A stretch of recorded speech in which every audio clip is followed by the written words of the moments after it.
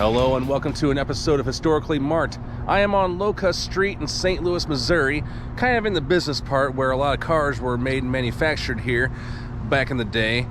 But I am standing in front of the former site of the birthplace of T.S. Eliot. T.S. Eliot was one of the 20th century's most influential poets who was awarded many awards. He wrote many memorable poems, and it's all right here. I'll go ahead and show you the marker. Plus, we're going to be going to another one of his childhood homes on Westminster Avenue, so stay tuned. All right, so again, this is Locust Street, and that is the AT&T St. Louis building. And yeah, there are a lot of old buildings here, including a couple ghost signs, which I always find fascinating for whatever reason. And this is the parking lot for the AT&T building, or I guess Southwestern Bell Telephone Company. They need to take that sign down.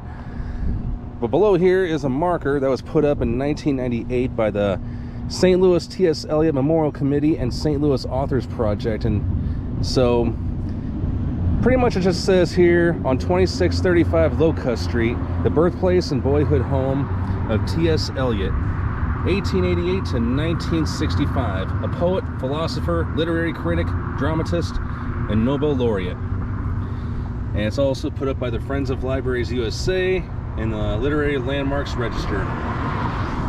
And around this plaque is a list of not all of them, but selected works by him, like The Cocktail Party, Murder in the Cathedral.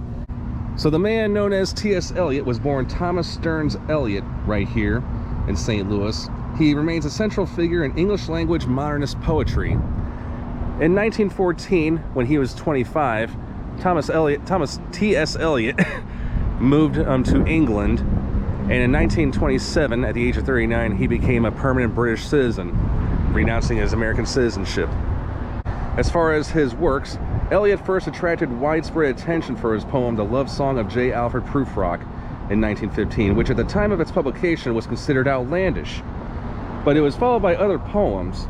By 1948, he won the Nobel Prize in Literature for his outstanding pioneer contribution to present-day poetry.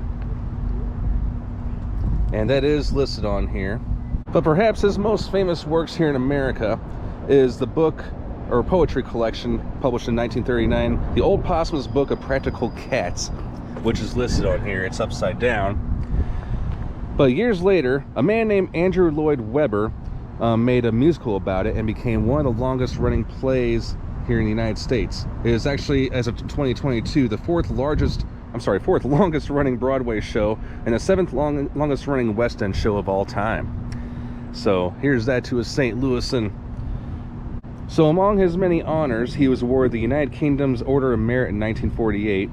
He was awarded the Presidential Medal of Freedom in the United States in 1964, as well as many others, the Nobel Prize in Literature once again. And then he won 3 Tony Awards, 2 of them posthumously. In 1950, he won the Tony Award for Best Play for his Broadway production of The Cocktail Party. And in 1983, it was the Tony Award for the Best Book of a Musical and the Best Original Score for his poems that were used in the musical Cats. And for a musical award, he also got the Ivor Novello Award for the best song musically and lyrically for his poems used in the song Memory. That was back in 1982. He was on many U.S. commemorative postage stamps, and Eliot College at the University of Kent in England is named in his honor. And he has a star on the St. Louis Walk of Fame. So now I'm going to go ahead and take you to the other place that he lived at as a kid. It's at Westminster Place in St. Louis. Follow me. All right, so now I am outside his teenage home here on Westminster Place, and a lot of cool architectural buildings around me on Westminster Place near Central West End. But this is a house where he grew up in. And of course, I don't want to get any closer because somebody does live here. But all right, down here is a plaque. And it's pretty much got the same layout as the other one. It's got all of his writings all around. So yeah, thought this one was also worth sharing as well. One last look at the house. All right. All right, thanks so much for tuning into this episode of Historically Marked. Hope you learned a little bit of history here in St. Louis, the home of T.S. Eliot, or what once was the home of T.S. Eliot. All right, I'm Jason, signing off.